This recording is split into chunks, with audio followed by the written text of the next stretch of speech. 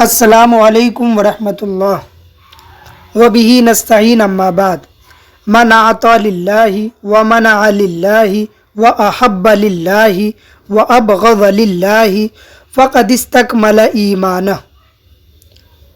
محترم بزرگوں اور دوستو، ابھی میں نے آپ کے سامنے حدیث شریف کا ایک ٹکڑا پڑھا ہے جس میں آپ صلی اللہ علیہ وسلم نے ارشاد فرمایا کہ کامل مومن وہ ہے جس کے اندر یہ 4 چیزیں پائی جائیں۔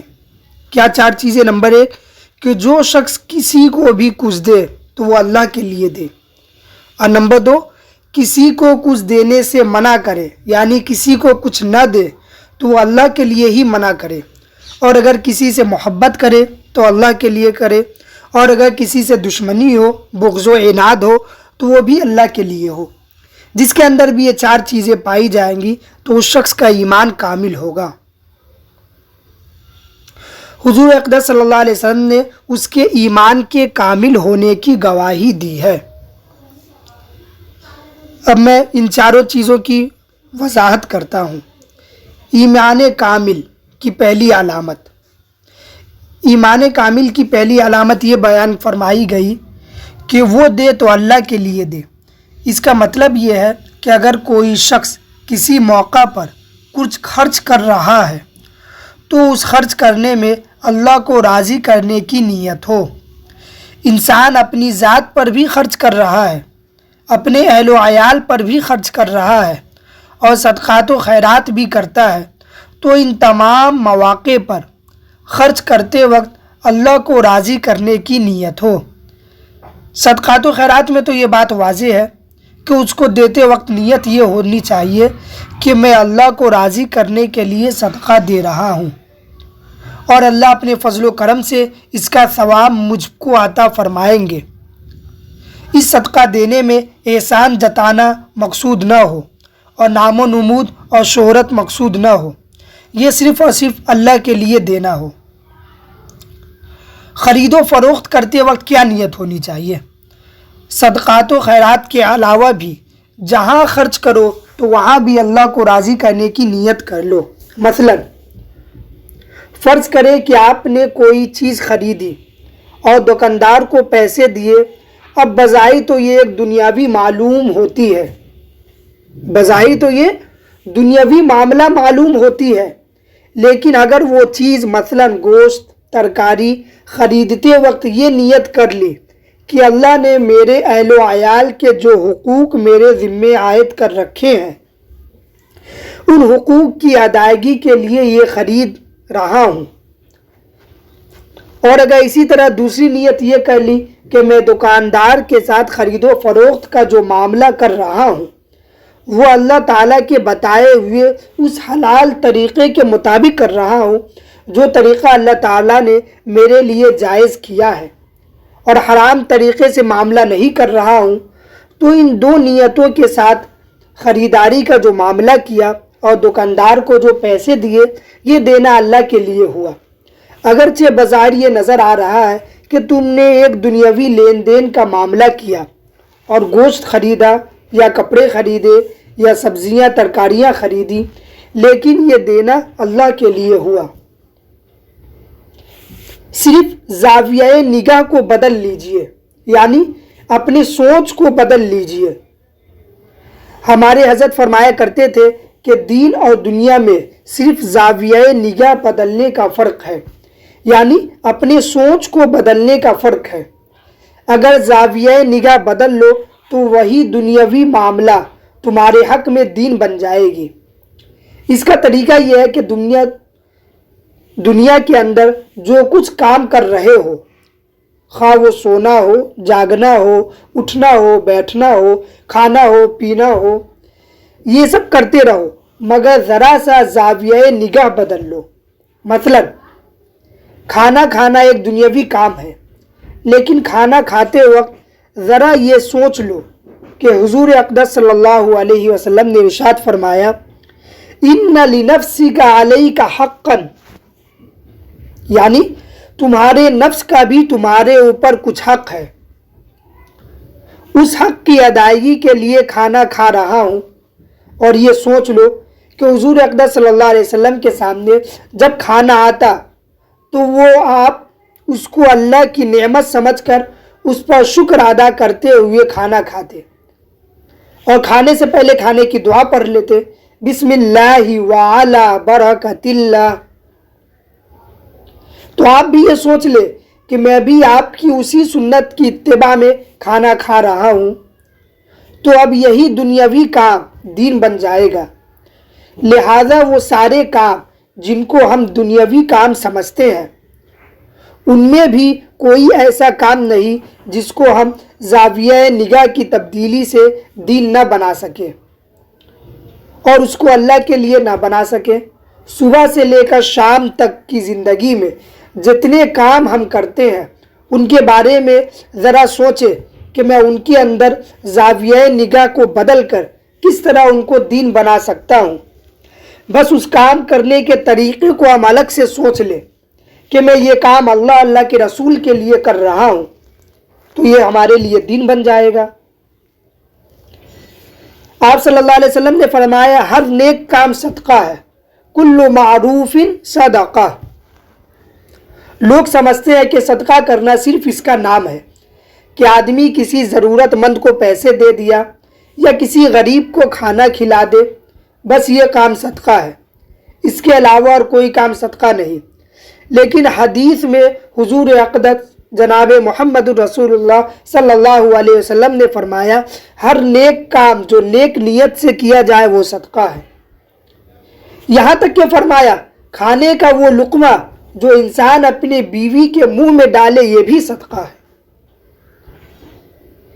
یہ صدقہ اس لیے ہے کہ آدمی یہ کام اس لیے کر رہا ہے کہ اللہ تعالیٰ نے میرے ذمے یہ حق عائد کیا ہے، اس حق کی ادائیگی کے لیے میں یہ کام کر رہا ہوں، تو اللہ تعالیٰ اس کو اس مقام پر صدقہ کا اجر و ثواب عطا فرمائیں گے۔ ایمان کامل کی دوسری علامت کیا تھی؟ دوسری علامت یہ بیان فرمائی گئی کہ اگر روکے اور منع کرے تو اللہ کے لیے روکے۔ مثلاً کسی جگہ پر پیسے خرچ کرنے سے بچایا تو وہ بچانا بھی اللہ کے لیے ہو، چونکہ اللہ اور اس کے رسول نے فرمایا کہ فضول خرچی نہ کرو۔ اللہ تبارک و تعالیٰ نے اپنے قرآن مجید میں فرمایا وَلَا تَعَاوَنُوا عَلَى الْإِثْمِ وَالْعُدْوَانِ، برے اور غلط کام پر مدد نہ کرو۔ یا مثلاً کوئی شخص آپ سے ایسے کام کے لیے پیسوں کا مطالبہ کر رہا ہے جو کام شرعاً ممنوع ہے، اب آپ نے اس کام کے لیے اس کو پیسے نہ دیے تو یہ نہ دینا اللہ کے لیے ہوا۔ رسم کے طور پر ہدیہ دینا اور لینا ہمارے معاشرے میں نہ جانے کیسے کیسے رسم و رواج پڑ گئے ہیں کہ اس موقع پر فلاں تحفہ دیا جاتا ہے، اس موقع پر فلاں تحفہ دیا جاتا ہے، اس موقع پر یہ رسم ہے، اس موقع پر یہ رسم ہے، اگر اس موقع پر نہیں دیں گے تو ناک کٹ جائے گی، لوگ کیا کہیں گے، لوگ ہمارے بارے میں کیا سوچیں گے۔ اس موقع پر تحفہ دینے کا نہ تو شریعت نے کوئی حکم دیا اور نہ اللہ کے رسول نے کوئی حکم دیا، تو اس موقع پر تحفہ دینا کوئی ضروری نہیں۔ مثلا تقریبات اور شادیوں میں نیوتا دیا جاتا ہے، اس کو اس قدر لازم سمجھا جاتا ہے کہ چاہے کسی کے پاس پیسے ہوں یا نہ ہو، چاہے وہ قرض لے، چاہے وہ سود لے، چاہے وہ حرام طریقے سے کمائے یا رشوت لے یا چوری کرے یا ڈکیتی ڈالے، لیکن یہ نیوتا ضرور دے گا، خواہ وہ کتنا ہی غریب کیوں نہ ہو۔ اس کی صلاحیت صرف 10 لوگوں کو نیوتا دینے کی ہے، لیکن معاشرے میں 100 لوگ ہیں، تو اب یہ سوچتا ہے کہ اگر میں 100 کو دعوت نہ دوں تو میری ناک کٹ جائے گی، لوگ کیا کہیں گے۔ اب اس نے کسی بھی طریقے سے 100 لوگوں کی دعوت دے دی۔ اب ایک شخص آیا دعوت کھانے، اس شخص کے پاس دینے کے لیے کچھ بھی پیسے موجود نہیں، اور معاشرے کی طرف سے دینے کا مطالبہ بھی ہے۔ معاشرہ کیا کہے گا کہ آیا اور کھا کر کے چلا گیا، 500 1000 روپے بھی نہ دیے، لیکن وہ شخص صرف اس لیے پیسے نہیں دے رہا ہے چاہے معاشرے کے اندر ناک کٹے تو کٹے، لیکن میرا اللہ تو راضی ہوگا، اب یہ روکنا اللہ کے لیے ہوا، تو یہ بھی ایمان کی کامل علامت ہے۔ ایمان کامل کی تیسری علامت کیا بیان کی گئی؟ تیسری علامت یہ بیان فرمائی گئی کہ اگر کوئی محبت کرے تو اللہ کے لیے محبت کرے۔ دیکھیے، ایک محبت تو بغیر کسی شائبے کے خالصتاً اللہ کے لیے ہوتی ہے، جیسے کسی اللہ والے سے محبت ہے۔ ظاہر ہے کہ اس محبت سے اس وجہ سے ہوتی ہے کہ اللہ مجھ سے راضی ہو جائے۔ یہ محبت اس وجہ سے نہیں ہوتی کہ اس سے کچھ پیسے کمائے جائے، بلکہ اس میں نیت بالکل خالص ہوتی ہے۔ اور بزرگان دین اور علماء کرام سے محبت بھی کرنی چاہیے تاکہ ہمارا دین اور دنیا دونوں سنور جائے۔ یہ محبت اللہ کے لیے ہے اور بڑی برکت ہے اور بڑے فائدے کی چیز ہے، نیک لوگوں سے محبت کرنا۔ یہ محبت اللہ کے لیے تھی، لیکن اگر آپ نے اس میں زاویہ نگاہ کو بدل لیا تو یہ محبت دنیاوی بن جائے گی اور اس میں آپ کو کچھ بھی اجر و ثواب نہ ملے گا۔ کس طریقے سے؟ بعض اوقات شیطان اور انسان کا نفس اس محبت میں بھی صحیح راستے سے گمراہ کر دیتا ہے۔ مثلا اولیاء اللہ سے اس تعلق کے وقت شیطان یہ نیت دل میں ڈال دیتا ہے کہ اگر ہم ان کے مقرب بنیں گے تو دنیا والوں کی نگاہ میں ہماری قدر و قیمت بڑھ جائے گی، نعوذ باللہ۔ یا مثلا یہ لوگ کہیں گے کہ یہ صاحب تو فلاں بزرگ کے خاص آدمی ہے، رائٹ ہینڈ ہے۔ اس کا نتیجہ یہ ہوگا کہ جو محبت خالص اللہ کے لیے ہونی چاہیے تھی وہ اللہ کے لیے نہیں ہوتی، بلکہ وہ محبت دنیا داری کا ذریعہ بن جاتی ہے۔ یا بعض لوگ کسی اللہ والے کے ساتھ اس لیے رابطہ جوڑ لیتے ہیں کہ ان کے پاس ہر قسم کے لوگ آتے ہیں، صاحب منصب اور صاحب اقتدار بھی آتے ہیں اور بڑے بڑے مالدار لوگ بھی آتے ہیں۔ جب ہم ان بزرگ کے پاس جائیں گے تو ان لوگوں سے بھی تعلقات ہوں گے اور پھر اس تعلق کے ذریعے ان سے اپنی ضروریات اور اپنے مقاصد کو پورے کر لیں گے۔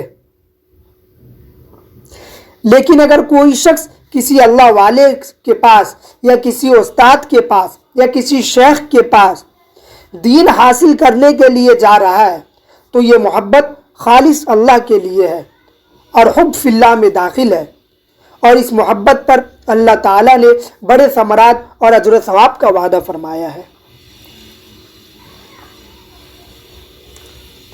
دنیاوی محبتیں بھی اللہ کے لیے ہونی چاہیے۔ بیوی سے محبت بھی اللہ کے لیے ہو۔ بیوی سے محبت ہے، اب بظاہر یہ محبت نفسانی تقاضے سے ہے، لیکن محبت میں اگر آدمی نیت کر لے، اللہ اور اس کے رسول جناب رسول اللہ صلی اللہ علیہ وسلم نے اس محبت کا حکم دیا ہے، اور میں حضور اکرم صلی اللہ علیہ وسلم کی سنت کی اتباع میں بیوی سے محبت کر رہا ہوں، تو یہی محبت اب اللہ کے لیے ہوگی۔ اب اگر ایک شخص اللہ کے لیے بیوی سے محبت کر رہا ہے اور دوسرا شخص اپنی نفسانی خواہشات کے لیے بیوی سے محبت کر رہا ہے تو بظاہر دیکھنے میں دونوں محبتیں ایک جیسی نظر آئیں گی، کوئی فرق معلوم نہ ہوگا، لیکن دونوں محبتوں میں زمین و آسمان کا فرق ہے۔ احادیث میں یہ بات ثابت ہے کہ حضور اقدس صلی اللہ علیہ وسلم اپنی ازواج مطہرات سے بڑی محبت فرماتے تھے۔ حضور اقدس صلی اللہ علیہ وسلم کے ازواج مطہرات کے ساتھ ایسے معاملات نظر آتے ہیں جو بعض اوقات ہم جیسے لوگوں کو حیرت انگیز معلوم ہوتے ہیں۔ مثلا حدیث شریف میں ہے کہ حضور اقدس صلی اللہ علیہ وسلم نے ایک مرتبہ حضرت عائشہ رضی اللہ تعالی عنہا کو 11 عورتوں کی کہانی سنائی کہ 11 عورتیں ایک جگہ جمع ہو گئی۔ انہوں نے آپس میں یہ طے کیا کہ ہر عورت اپنے شوہر کا پورا حال سچائی کے ساتھ بیان کرے گی اور کچھ بھی نہ چھپائے گی۔ پھر ایک عورت نے یہ کہا، دوسری عورت نے یہ کہا، تیسری عورت نے یہ کہا، اسی طریقے سے آپ صلی اللہ علیہ وسلم نے حضرت عائشہ رضی اللہ تعالیٰ عنہ کو 11 عورتوں کی کہانی سنائی، اور یہ حدیث صحیح البخاری میں موجود ہے۔ اب جس ذات گرامی پر اللہ تعالیٰ کی طرف سے وحی نازل ہو رہی ہے، اس ذات گرامی کا ہر وقت اللہ سے رابطہ قائم ہے، وہ ذات گرامی اپنی بیوی کو 11 عورتوں کا قصہ سنا رہے ہیں۔ اسی طریقے سے حدیث شریف میں آتا ہے کہ ایک مرتبہ حضور اقدس صلی اللہ علیہ وسلم سفر پر تشریف لے جا رہے تھے، حضرت عائشہ ساتھ تھیں۔ راستے میں ایک کھلا میدان آیا تو آپ صلی اللہ علیہ وسلم نے اماں حضرت عائشہ رضی اللہ تعالیٰ عنہ سے فرمایا کہ دوڑ لگاؤ گی؟ انہوں نے عرض کیا ہاں۔ چنانچہ آپ نے حضرت عائشہ رضی اللہ تعالیٰ عنہ کے ساتھ اس میدان میں دوڑ لگائی۔ وہاں بے پردگی کا کوئی احتمال نہ تھا، اس لیے کہ جنگل تھا اور وہاں کوئی دوسرا شخص بھی موجود نہ تھا۔ ہمارے کام نفسانی خواہش کے تابع ہوتے ہیں۔ اب بظاہر یہ کام ایسے ہیں جن کا اللہ تعالیٰ سے یا اللہ کی عبادت سے کوئی تعلق نظر نہیں آتا۔ اسی طرح ہم میں سے کوئی شخص بیوی کی دلداری اور اس کی دلجوئی کے لیے اس قسم کا کوئی تفریح کا کام کرتا ہے تو وہ بھی بظاہر ایسا ہی لگتا ہے جیسے حضور اقدس صلی اللہ علیہ وسلم دلجوئی کا معاملہ فرمایا کرتے تھے۔ لیکن ہمارے اس کام میں اور حضور اقدس صلی اللہ علیہ وسلم کے اس کام میں زمین و آسمان کا فرق ہے۔ ہم اس کام کو اپنی نفسانی خواہش اور نفسانی تقاضے کی بنیاد پر کرتے ہیں، اور جناب محمد رسول اللہ صلی اللہ علیہ وسلم نے اپنے مقام بلند سے نیچے اتر کر اس کام کو صرف اللہ کی خوشنودی اور اس کی رضا کے لیے کیا تھا۔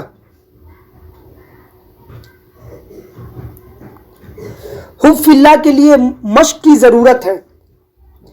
اب یہ کہ دنیاوی محبتیں بھی اللہ کے لیے ہو جائیں، یہ درجہ حاصل کرنے کے لیے انسان کو کچھ مشق کرنی پڑتی ہے، اور بزرگان دین اور صوفیاء کرام کے پاس جا کر کوئی شخص اپنی اصلاح کرانے کے لیے جاتا ہے تو یہ حضرات مشق کراتے ہیں۔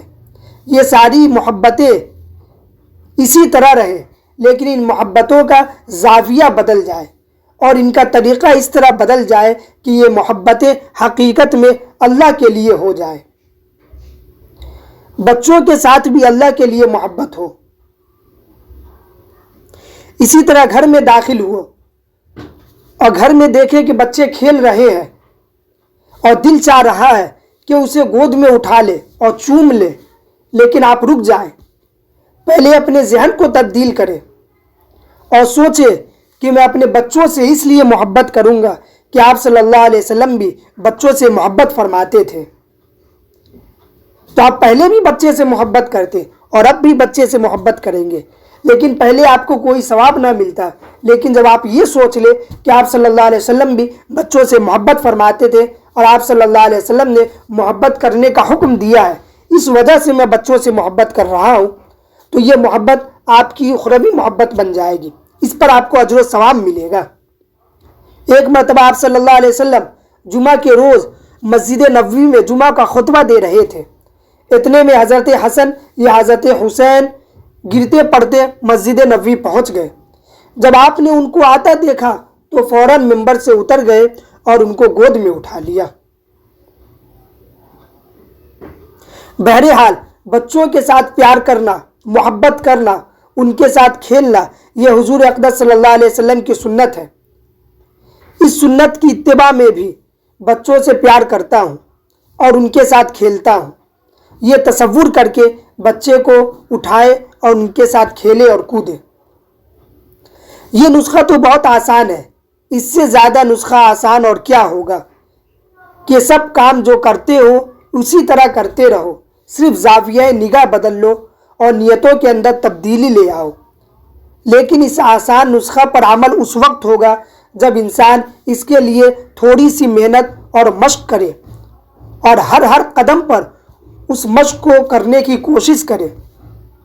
پھر ایک وقت ایسا آئے گا کہ یہ ساری محبتیں اللہ کے لیے ہو جائیں گی۔ حب فی اللہ کی علامت کیا ہے؟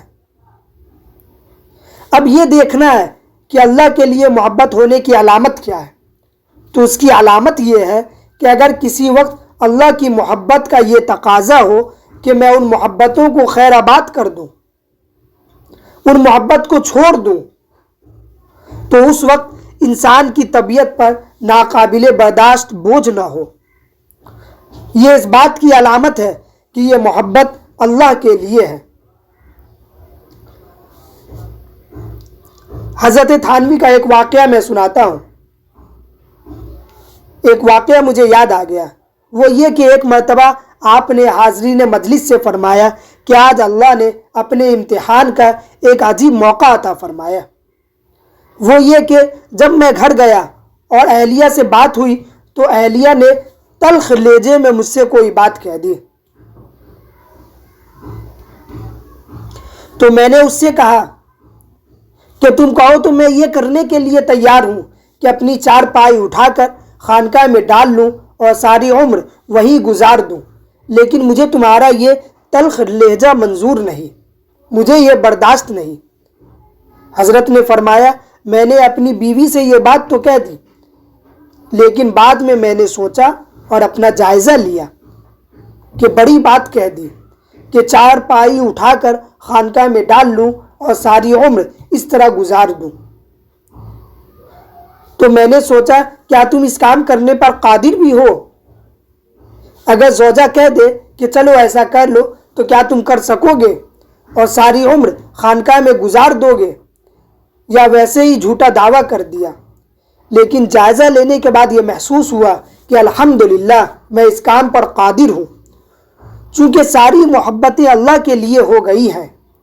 اس لیے اب اگر کسی وقت اللہ کی محبت کی خاطر دوسری محبت کو چھوڑنا پڑے تو اس وقت کوئی ناقابل برداشت بوجھ نہیں ہوگا، کیونکہ وہ محبت تبدیل ہو کر اللہ کے لیے محبت بن گئی ہے۔ لیکن یہ مقام اتنی آسانی سے حاصل نہیں ہوتا، بلکہ اس کے لیے محنت اور مشق کرنی پڑتی ہے، اور یہ محنت اور مشق ایسی چیز نہیں جو ناممکن ہو، بلکہ ہر انسان کر سکتا ہے۔ پھر اس محنت اور مشق کے نتیجے میں اللہ تعالیٰ وہ مقام عطا فرما دیتے ہیں کہ دیکھنے کی بات ہے کہ یہ سب محبتیں اللہ کی محبت ہو جاتی ہیں۔ اور ایمان کامل کی چوتھی علامت یہ ہے وَابْغَضَ لِلَّهِ، یعنی بغض اور غصہ اور کسی سے دشمنی بھی ہو تو وہ اللہ کے لیے ہو۔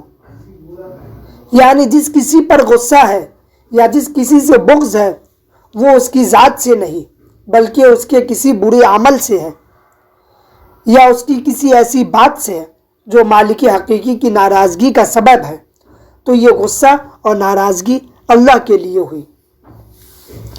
میں امید کرتا ہوں کہ آپ کو ایمان کامل کی چاروں علامتیں اچھے سے سمجھ میں آ گئی ہوگی۔ وآخر دعوانا ان الحمدللہ رب العالمین۔